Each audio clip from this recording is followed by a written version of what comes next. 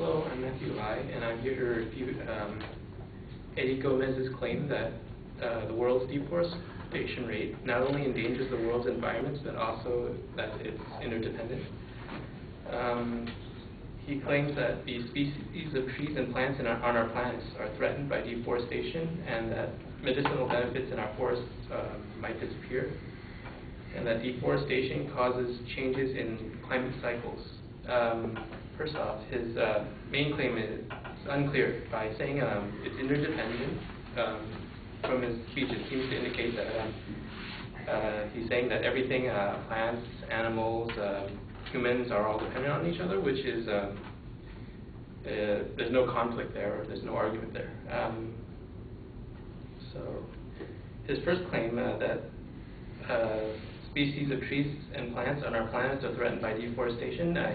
The advocate states the experts estimate that we lose 137 species of plants, animals, and insects every day due to deforestation, and that over the years this would drastically damage our world's biodiversity.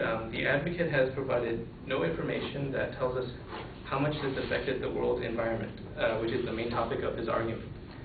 He lists 50,000 species extinction per year which is actually less than 1/3 of 1% of the total number of species on Earth, which casts doubt on the extent of the damage without further data.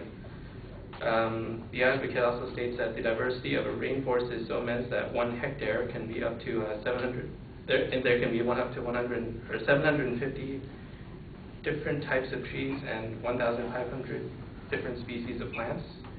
But according to the source that he listed, it states that 750 types of trees and 1,500 different types of flowering plants live within 4 square miles, or approximately 1,000 hectares. The advocate's misquoted statistic is off by a factor of 1,000. The advocate also states that experts say that more than half of the world's 10 million species of plants, trees, animals, and insects live in tropical rainforests, but listing the number of species living in a rainforest does nothing to further his argument. He doesn't give further data that indicates that these species are in the danger zones of deforestation, or he doesn't connect it to deforestation. While there is no doubt that deforestation threatens various wildlife, the advocate does not give sufficient data to show that deforestation endangers the world's environments. His second claim, that there are medicinal benefits in our forests, the advocate gives a lot of data on the medicine that is derived from the various forest vegetations, but he fails to show us how it is relevant to his argument. The advocate implies that deforestation will result in the loss of medicine, but he does not have data that shows the loss of these beneficial plants due to deforestation. So we can't draw any real conclusions from that. His third claim, that deforestation causes changes in the climate cycle, he lists the following climate effects due to deforestation: the disruption of the hydrologic cycle of water, which is redundant, soil drying due to lack of shade, reduced moisture trapping and subsequent rain loss disruption, and also reduced CO2 conversion to nitrogen. Neither the advocate nor his listed source gives any statistical or authoritative data to prove his claim, or these claims. The advocate only states what might happen to the climate due to deforestation, but neglects to show any data that demonstrates any changes to the climate, even after a century and a half of industrialism and decades of modern deforestation. There is no data or quotes supporting his claim, and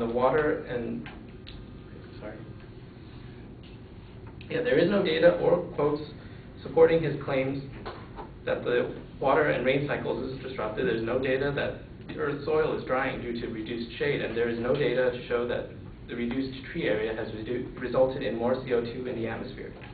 In conclusion, the advocate brings a serious topic of debate with the claim that the world's deforestation rate endangers the world's environment, but he does not provide sufficient data to support this statement. While many of the claims made in his argument may made in his argument may be true, no real evidence is brought forward to prove the current deforestation rate's danger to the world that we live on. Thank you.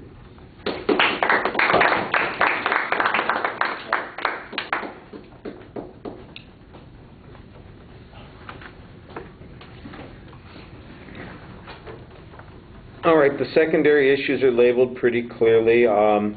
Most of your argument seems to be a challenge to the impact that the advocate is suggesting, that it's all very hypothetical and speculative. The strongest argument that you have is the one where you provide a statistical comparison to suggest that the loss of species is relatively minor, so you minimize the impact by putting it into context, diminishing it to some degree, and I thought that that worked pretty well. But that was the only place where you presented any of affirmative evidence on your side of the argument. Everything else is a pretty good challenge to the links that the advocate is presenting, and I thought that your reasoning analysis is okay, but you could back up some of your reasoning challenges and suggest, for instance, that in fact there might be signs that we're not having these kinds of impact. For example, on the last point, when you're saying, despite 150 years of industrialization and decades of deforestation, we don't have any of this information to suggest that these risk factors have taken place. If in fact you had a piece of evidence that showed that there's not been any change in the hydrology issue, that the fertility of the land was relatively stable, I think that that would be a good counter indicator, and instead of just having to rely on the press, which is a good press, then you'd also have an affirmative argument on your side to back it up. All right, thank you.